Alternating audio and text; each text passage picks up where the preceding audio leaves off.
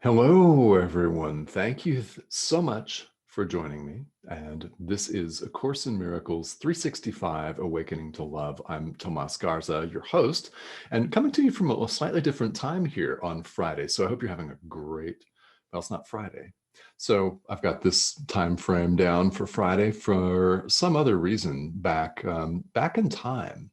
It's Wednesday today. And this is a really, really funny and really wonderful point. What actually is a day? Yeah. What is Wednesday? What is Friday? I wanted to wish you all a happy Friday. So apparently, somewhere in my mind, on some timeline or another, it's Friday in my world.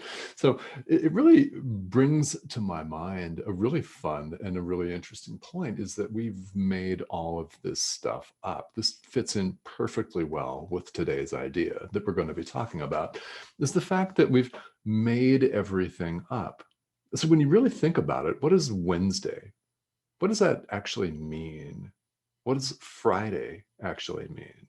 Besides, the end of a Monday through Friday work week and maybe a party. I don't know, right? You could have that party right now. Perhaps you're partying it up as we speak. And I hope you're having fun if that's the case. But where I'm going with this is we see so many different concepts in the world that we don't even think about. We don't even think about, and they have meaning that we've assigned to them. But what actually is Wednesday but a word? What is Friday but a word? What is day but a word? Yeah. We make up so many different things. In fact, we've made up, as we've seen in A Course in Miracles, we've made up the entire thing. Oh, yeah. Yeah. Everything, made it all up. And we got together and agreed on what the so-called rules were going to be, didn't we? We agreed that we're going to be going through this cycle, whatever a cycle is. It's a word. Yeah. An experience that we're having of 24 things called hours. And there are 7 of those things that we call days in this thing that we call a week, and et cetera, et cetera, et cetera. We use them to order our experience. We made them all up. So with that, happy Friday 2 days in advance to you here. And I want to just take a moment and welcome you and thank you all for joining me here, whether you've been catching this live stream actually as I go live or on the replay. I've really heard a lot of really wonderful comments and questions from all of you from all over the world. So I thank you so much for tuning in. For your comments, questions, feel welcome to leave them here in the comment thread as always, and I will get to them while we're live here. And also, if you're catching the replay, I'll get to them later on today, because I do check them. It's fun for me to have an interactive dialogue and for people to share their own experience, just as I'm doing. This is what I'm doing as a teacher. I'm sharing my own experience with all of you, and in hopes that something I say is going to resonate with you. It's going to inspire you to take action and practice in your own world, in your own life. So thank you so much for tuning in. I really do appreciate that. So where we are is we're in the midst of some heavy hitting ideas in the workbook for students. Yeah. Today's lesson 96 is particularly deep.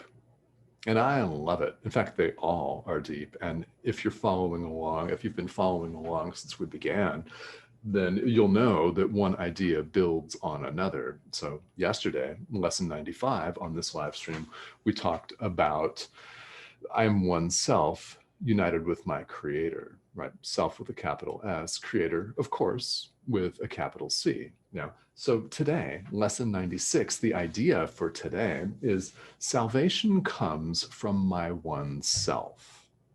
All right. Salvation comes from my one self. Self, again, capital S. Yeah.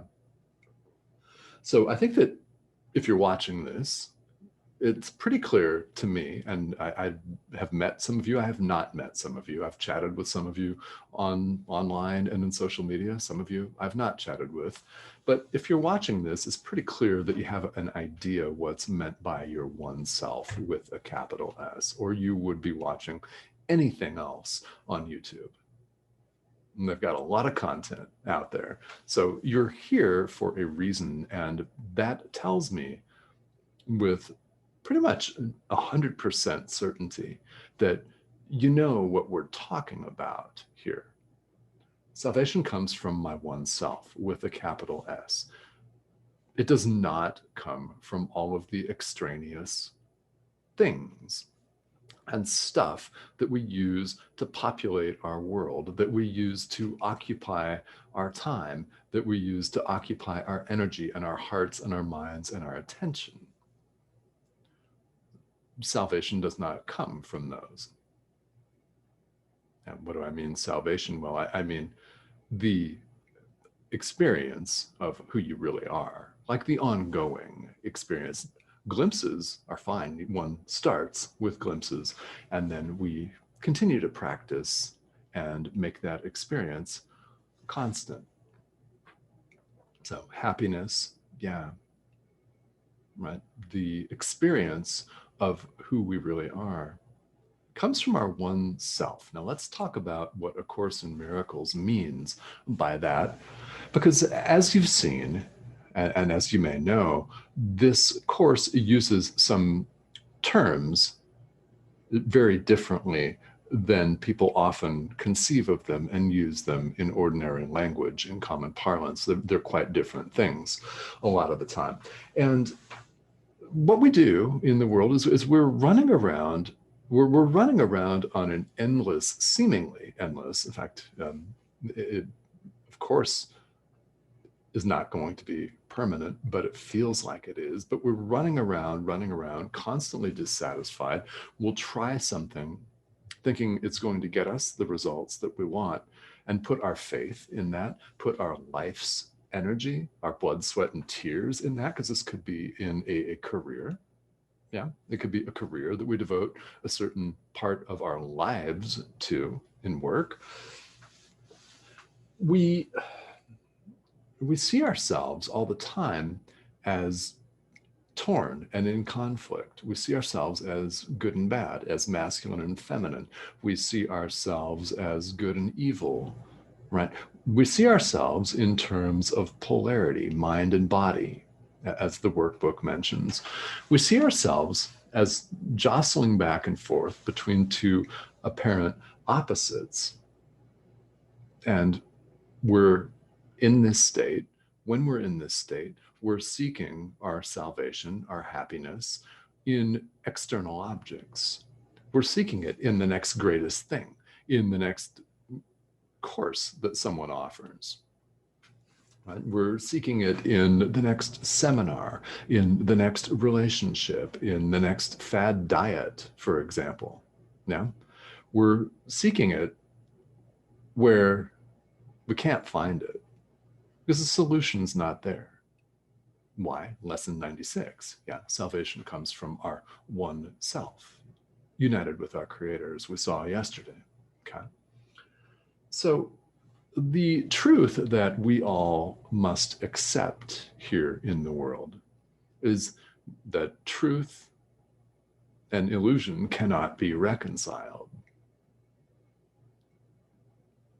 That must be accepted before we can really begin to make what we consider to be progress or growth on the spiritual path. This is something that we need to have presented to us, I don't know, 1,000 times, and maybe time 1001 we'll get it. And maybe you don't need it that often. Maybe you have already had this realization, and that's a beautiful thing. If you've really had that realization and you've stabilized it, and made it constant, then please message me so I can have you as a guest on the show. Yeah, because we'd love to hear from you. This is work that we're all doing right now. It's work that we're all doing. And you may feel like, oh gosh, I really have so far to go. Well, maybe you don't have as far to go as you think. We're our own worst critics. And what it's tempting for people to do, and I know this, is that people tend to beat themselves up for not being as far along on the path as they think that they should be. Well, so few of us can actually sit and meditate for 3 or 4 minutes and acquire the wisdom of a great sage, of Buddha, of Jesus.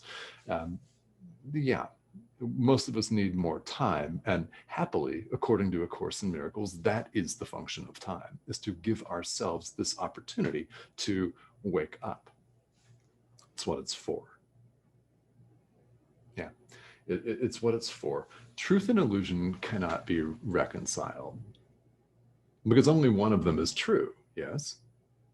I mean, that stands to logical reason. Who said spirituality and logic were divorced from one another? No, they're not, right? Only truth is true. It says that in several places in the Course. Only truth is true, right? Truth and illusion cannot be reconciled. What's the illusion? Separation.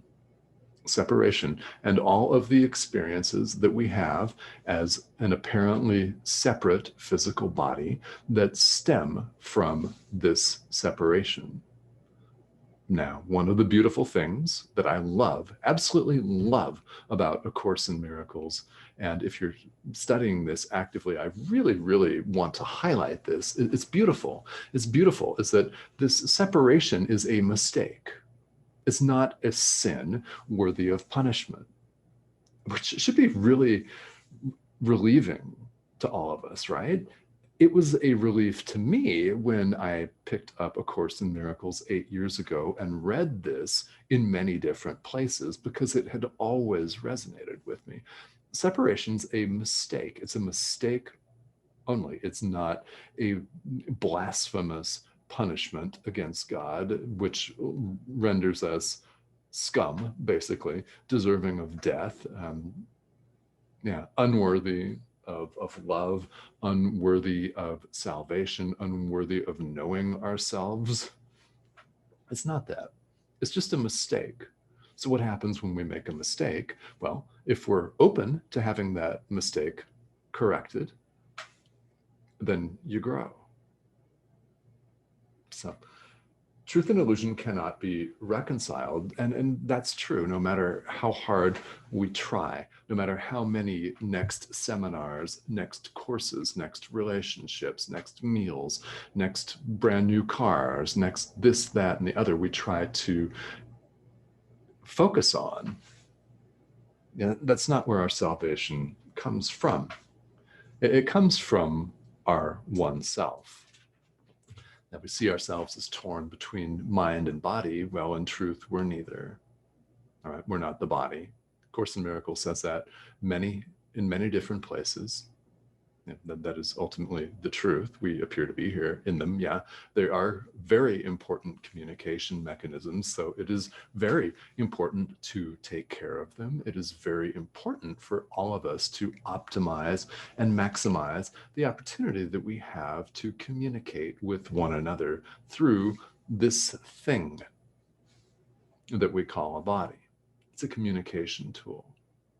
It can be given to the service of love or the service of the ego. That is part of our choice between love and fear.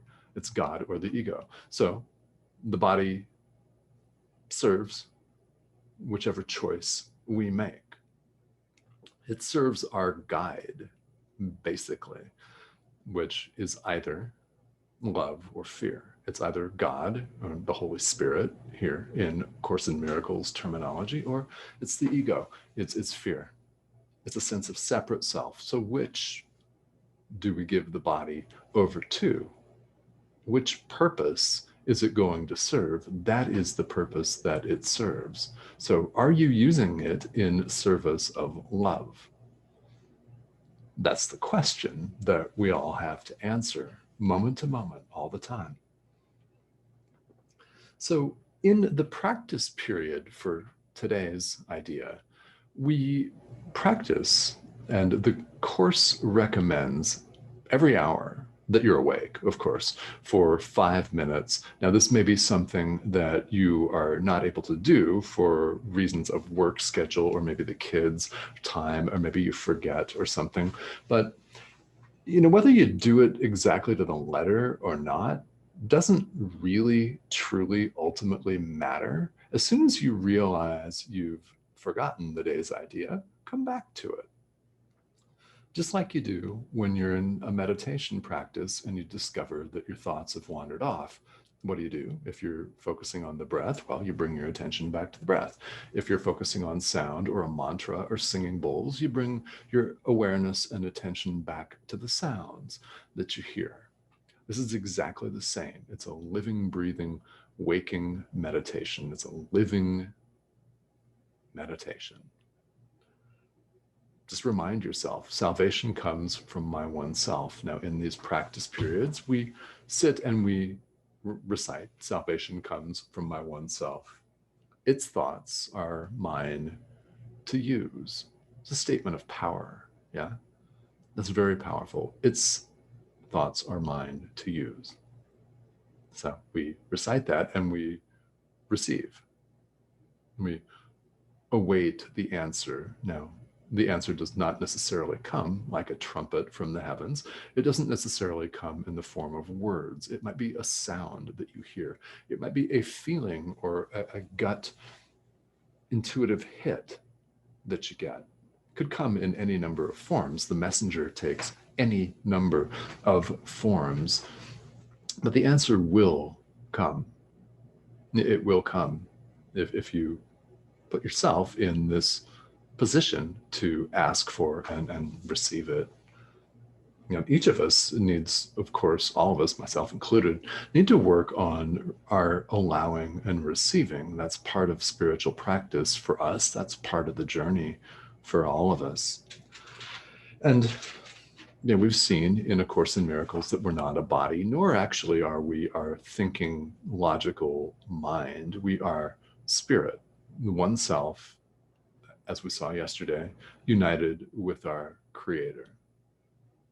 We use the mind and we use the body as tools to further whichever choice we make, to further, if you prefer the word goal, you can use that. The mind and the body simply follow the choice that we make. We put it to good use, or we put it to harmful and painful use. And at best, in the harmful and painful use, we don't go anywhere. We just keep running around, recirculating again and again and again until we formulate the decision to pop out of that cycle of frustration, because it really is. And I know that many of you can relate to this. There really is a low-grade kind of gnawing, tooth grinding frustration that goes along with constantly choosing the ego. It doesn't know what it wants, ultimately doesn't exist anyway, and is never satisfied. Happily, there is an alternative to that hamster wheel. There's an alternative to the round of suffering, and in Buddhism we call it the round of cyclic existence, birth and rebirth in Eastern philosophy. There's an alternative to that. Happily, there's a way out, and salvation comes from my one self. All right, so thank you all for tuning in here. I want to take a quick look and see who is popping on live and joining me here today, which I apparently willingly thought was Friday. I tried to move us a couple of days ahead in time. If you didn't catch the beginning of this, I said, well, happy Friday, everybody. And I don't know why I did that, but it's Wednesday. And Pat and Stephanie, hello. Thank you all for tuning in. And I hope, hi, thank you for joining me. And Stephanie, yes, good afternoon, guys. If either any of you have questions for me or comments about spiritual practice, about A Course in Miracles in general, please feel welcome to leave them here on the comment thread, because I do check this from time to time throughout the day.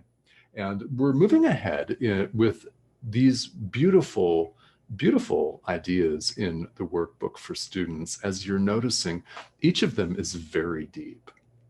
Not exciting, very deep, and possibly very thought-provoking, with a suggestion for how to go about practicing that idea, implementing that, and applying that to your life.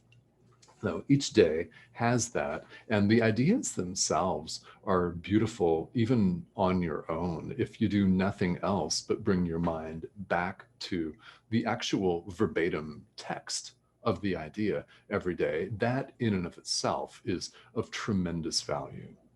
In the workbook, it says it adds to your treasure house, your store of treasures, and it really does. Every time you remember it, this is one of the beautiful things, very beautiful things about spirituality, is that nothing is wasted. A one breath meditation adds to the treasure house. Right? It is significant. It's highly significant. So whether you are involved in big things according to you, or things that seem, more mundane, short, they all count, and nothing is ever wasted here. So even if all you do is remember, hey, salvation comes from my one self, that's of tremendous value. And over the course of time, over the course of years, you cannot underestimate the value of returning your mind to the object of meditation, to the day's lesson, to love, to the truth of who you are. Each time you bring your mind back, you grow, you transform, and that is what most of us would think of as progress being made spiritually. It's even recalling the day's idea. So thank you all for tuning in. We'll be back here tomorrow. We're going to continue with these highly, highly profound ideas here in the workbook. Thank you all for joining me, and have a great rest of your day.